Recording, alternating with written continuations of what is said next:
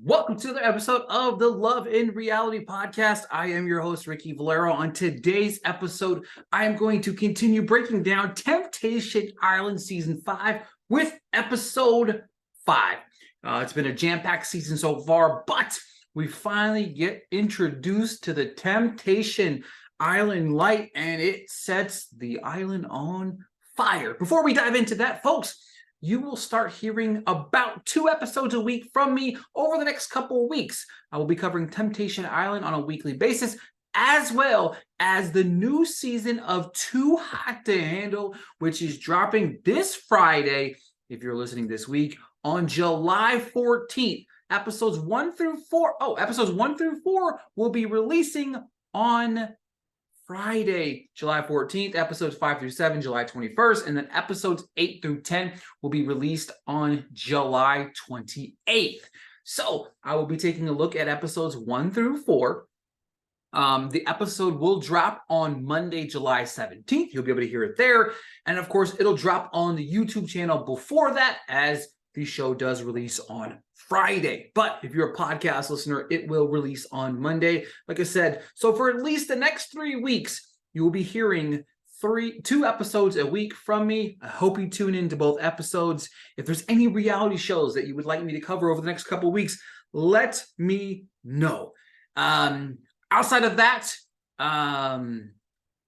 let's go ahead and dive into Temptation Island Season 5, Episode 5. All right, folks, it is hot and steamy. As I mentioned, we are moving along right fastly here. Michaela keeps on talking about maybe it's the right person, wrong time with Hall. And then, of course, Great is talking to Tammy about all of that craziness that went down. And I'll tell you what, it's getting hot and heavy between the 3 of these. And I'm sure something's going to have to give at some point in time. Great knows that he's the reason everything's unfolding, and he's trying to talk to Nafisa, and she's just not having it, right? She doesn't want to talk to Tammy. She says to the camera that she's upset with Great that he can't make the decision. Great tries to connect with her, and she just won't talk to him and kind of storms off. The girls and guys are playing Truth or Dare with Jenga. Alexis and Abby kiss each other as a dare. Nafisa lays a big kiss on Great. Tammy watched, and she was quite upset, because she is the one that put the kiss somebody else in the Jenga pot and ended up Nafisa grabbing it from her. Hall answers the biggest fear in his relationship. He says when one person is lying to themselves to cover up what's really happening. Hall, man, he's going through it on the show, man. I like Hall, but he's starting to slowly realize some of the things that are unfolding in his life. The guys are having a prom. It's great. First prom. He's very excited about it. Roberto believes that Vanessa will freak out if the light, of course, if the light goes out. Hang on one second here. As we were talking, the Temptation Island light is introduced. And once it's induced by both parties. Everybody is starting to freak out over it, right? Everybody starts to overanalyze the Temptation light left and right. It's just everybody's questioning it. Everybody's wondering what's going on. When Mark enters the pictures with the girls, he says, the temptation light breaks down when the light turns red. That means somebody gave into temptation. Vanessa says she is upset about the light because she thinks she's about to get hurt again. Mark tells the lady the men have one as well. The interesting dynamic here is it's like, before, if somebody's doing something, you only find out when the bonfire happens. But then, of course, when the light goes off, it's like, oh, now I know somebody did something. And everybody talks about it. Everybody talks about how if the light goes off, what is going to happen? You know what I mean? What are they going to do? Who's going to do what? Your mind just starts running in 1,000 different places, right? You're like, oh my God, what am I going to do? Who's going to do what? What's going to do who? All of these things and variables are in play. So, all right, now let's get back to the show here. The guys are having the prom. Hall says he's having too much fun. He can't stop thinking about Michaela. She talks him up, really enjoys her time with him. He does say he has Caitlin, but he's been missing so much time and attention. Great wants some more of Nafisa, but she tells him she must find him However, Tammy said she owes Great a kiss, and she walks in on these two starting to get a little undressed. Tammy asks Great if he's fully okay with what is going on. Great said he's fine. Nafisa kicks her out. Nafisa said that she and Great ended the prom night the way she and he it made it memorable. In the middle of dancing, the red light of temptation goes off, and the girls are frozen over at the girls' villa. Paris is making Tahajik breakfast, and but she doesn't even know how, and he found it sweet. These two start to talk. Paris wants to get to know him more, but he isn't sure what to say. These two get an argument, like they're hot and cold more than any couple I've ever seen on any reality show ever. Vanessa and Maricela are talking about the relationship problems. After the light is introduced, Paris thinks she might have to behave now, knowing the light is there, while Vanessa, of course, continues to break down over the light. Christian has eyes for Maricela, who will throw the girls a casino night party. She begins to have an eye for him. Because of how he looks and the suits, and while Caitlin says she misses Hall, she's wondering if she's making the right decisions. We move to him and Michaela bumping and grinding with each other. Like, what is going on? You know what I'm saying? Like, we've got a little bit of a battle going on here. But now back to Tahajik and Paris, who have made up, where he apologized. She tells him that she has to be a good girl, and he said he will try. Now, the temptation light. Grant wants some more of Nafisa. She tells him to find him. Obviously, we talked about this. Now, once they're in the bed together, okay, as this is happening, they're in bed making out, doing whatever they're doing, and the temptation light goes off, and the girls are frozen. But things stopped for like a few seconds, and the girls decided to look at it as a game, and they started doing their own freaky stuff to get the light to go off on the guy's side. Vanessa is putting it on Bryce. Roberto and Desiree are talking, and he mentions Vanessa is dominant and embarrasses him. He breaks down how he's been in relationships for so long. He said he's been letting go of Vanessa as he gets closer to Desiree. He said you trying to make it light up, and of course the light goes off. Vanessa funnily says, "It wasn't my man." Paris said it too. And I'm like, guys, there's only 4 of you. Like, it's strong chance it's one of your men. Vanessa said she might have another failed relationship. She gets a little upset. Caitlin said she feels an attraction to Mike and Sebastian, but in the back of her mind, there is Hall. Maricela said it's the first time that they spent the night with Christian, and she said she's starting to like where things are going. They begin to make out, and over in the guys' villa for the first time, the light goes on. Christopher says he feels challenged by Alexis because she's questioning things he doesn't have the answers to. He finally said that he has a connection, but is struggling to fight off temptation. Someone runs to tell him the light went off, and makes everything run through your mind of who and what happened. Great said, you probably think me and Nafisa did the nasty. They didn't. Come on, Great.